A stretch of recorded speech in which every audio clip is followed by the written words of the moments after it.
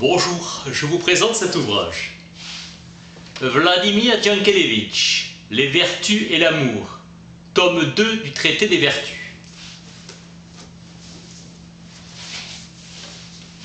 Angelus Silesius, Dieu rayonne la vertu, mais n'est pas vertueux lui-même.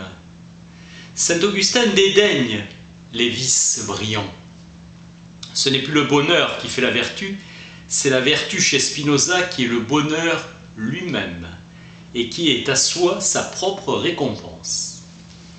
Le sage dit Antisthène est un hoplite, dans la Grèce antique, un fantassin fortement armé. La loi cache Dieu plus qu'elle ne le manifeste. L'idée de vertu est liée à une conception statique et contemplative de la vie morale. Craignez le tumulte et le mouvement. Le tous les jours, comme dit Montaigne, tel est le régime éthique de la continuité vertueuse.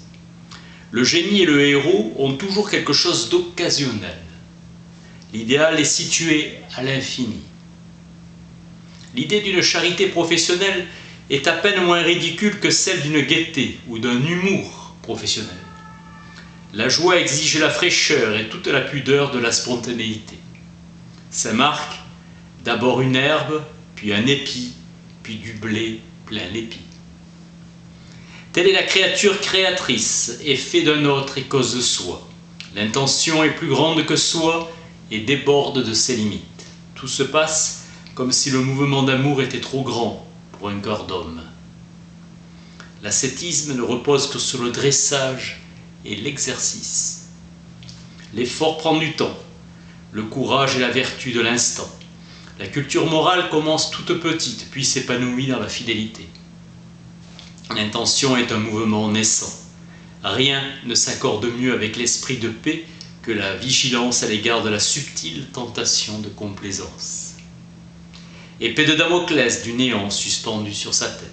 La vertu enveloppe le principe du temps. Le vertueux est celui qui bat tous les records d'adaptation et de convenance. C'est l'unité que nous voulons et non pas le mélange. Une est la réflexion. Il n'y a que la vertu. En chaque vertu, tous les ressorts de l'âme sont représentés. L'éducation consiste à une purification et une ascèse véritable.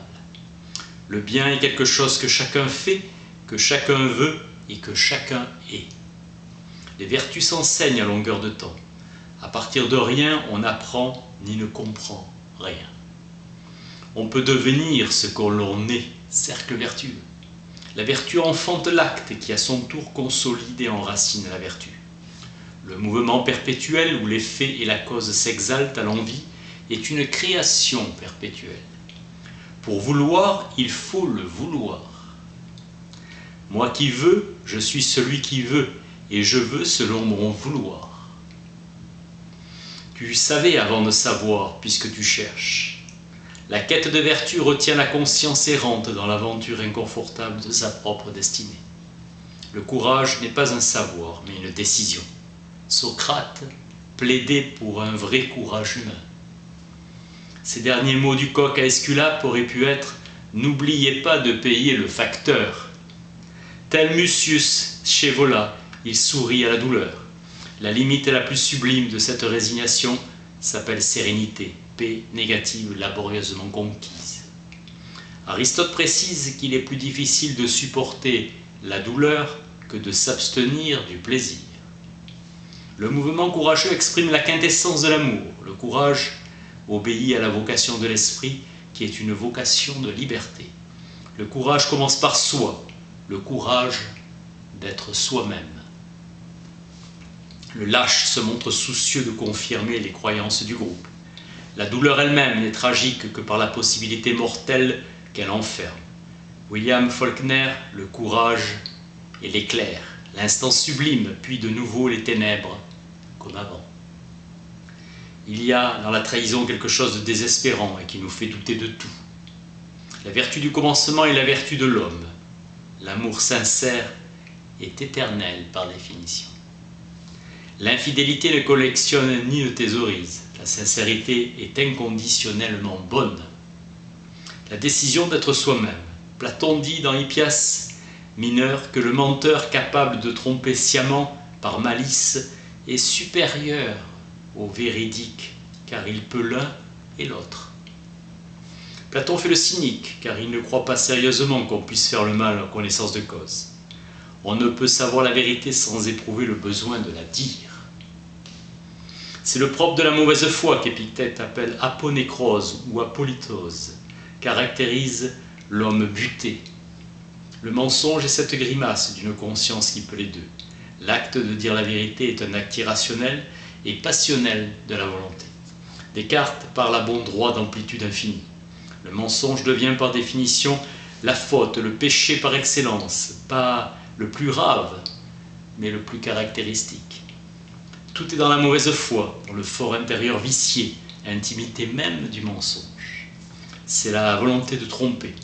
Les choses les plus simples, les plus faciles à penser sont ordinairement si longues à dire. Un mensonge ne fait pas un menteur. Le mensonge est manœuvre et stratagème. Déjouer le jeu d'autrui sans être soi-même déjoué. Un chemin plus court que la ligne droite. Le langage fait pour exprimer et révéler nous sert à dérober. Le temps nous apprend à mentir et de là l'hypocrisie. La personne croit par le cœur ce qu'elle désavoue par l'intellect.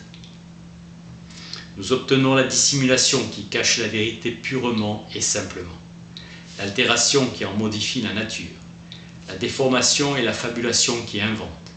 La vérité est ce qui est et que l'on dit. La diction de la vérité est un acte, un événement historique. Le mensonge est une stratégie. La ruse est la force des faibles.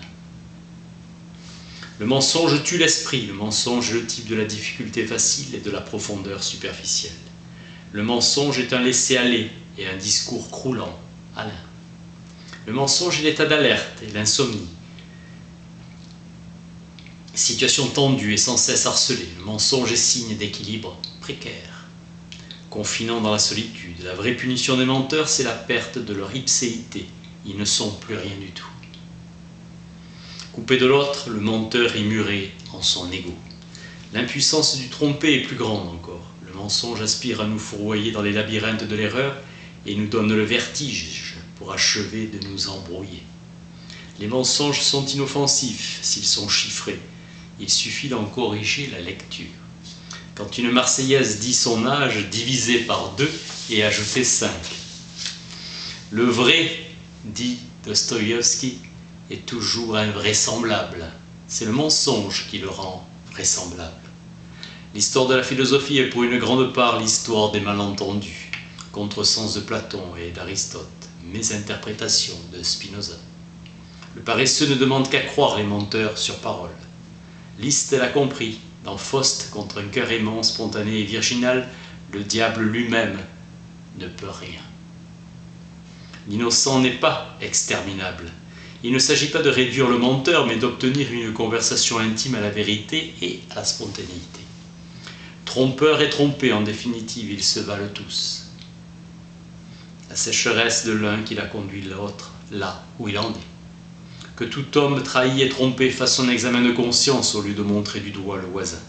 La cause fondamentale du mensonge est le manque de générosité. L'addiction de la vérité est par rapport à la vérité en soi, la vérité non dite, une sorte de luxe dont la vérité elle-même peut très bien se passer. La vérité est elle aussi bonne que vraie. Le problème n'est pas celui de l'éthique ou de la sincérité, mais le problème scientifique de la connaissance et de l'instruction. Accord de la pensée et du propos avec l'acte, dire ce que l'on pense. Toutes les variétés de l'inexprimable, l'indicible et l'ineffable. Bergson a donné un fondement métaphysique en affirmant l'incommensurabilité de la qualité et du concept. Nous ne croyons plus comme Descartes que tous les hommes éclairés sont de bonne foi. Le courage vraiment courageux et sincère. Le bavardage comme une dilution, je suis moi sans effort et il n'y a aucune vertu en cela, aucun mérite. L'homme insincère, garde le contrôle parfait du rôle qu'il assume. Jésus demande à la main gauche d'ignorer l'aumône donnée par la main droite, en sorte que la charité se fasse dans le secret de l'innocence. L'insincérité intérieure est une mauvaise conscience, le mensonge étant cette fausse bonne conscience. Kant et saint Augustin ont plaidé avec intransigeance un absolutisme inconditionnel de la sincérité. Il ne faut jamais mentir. Cacher la vérité n'est pas mentir, et on peut se taire, silence. La vérité de l'individu pèse aussi lourd que la vérité totale du genre humain. Bergson et Dostoïevski dans la bouche d'Ivan Karamazov. L'amour ne hait personne, mais il saura à l'occasion mettre les méchants hors d'état de nuire. Poser la question, c'est la résoudre. Le devoir de véracité trouve naturellement sa limite dans la mauvaise foi. La grande vérité justifie et rend excusables les petites entorses à la vérité. Le bonheur n'est tel qu'à condition de ne pas regarder de trop près.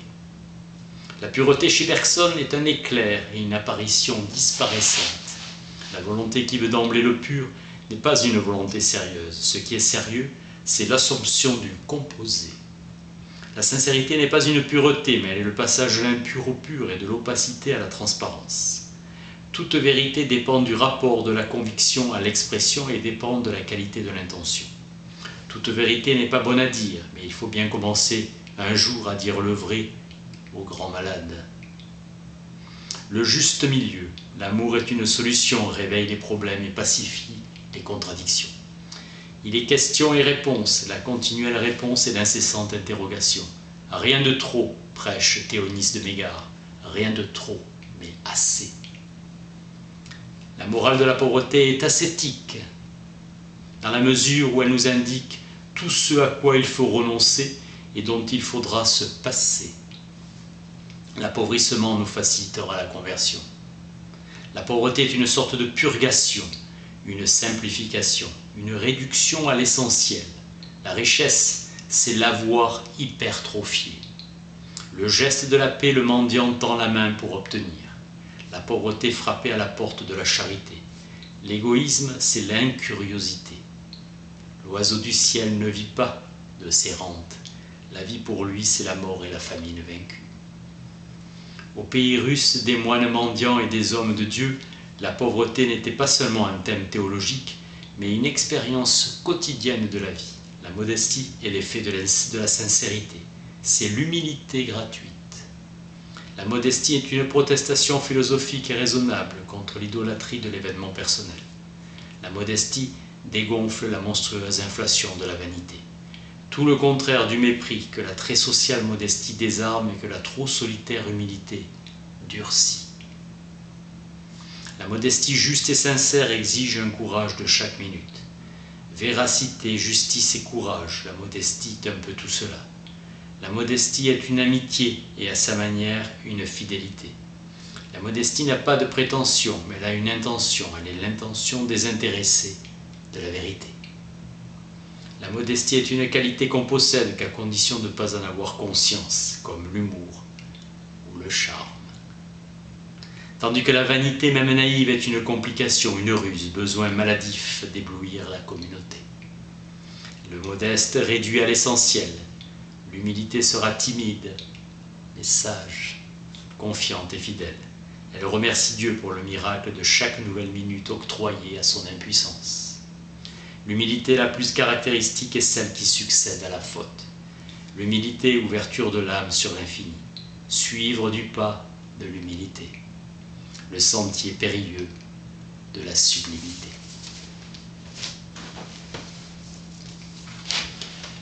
Vladimir Djakelevitch, Les vertus et l'amour, tome 2 du traité des vertus. Merci.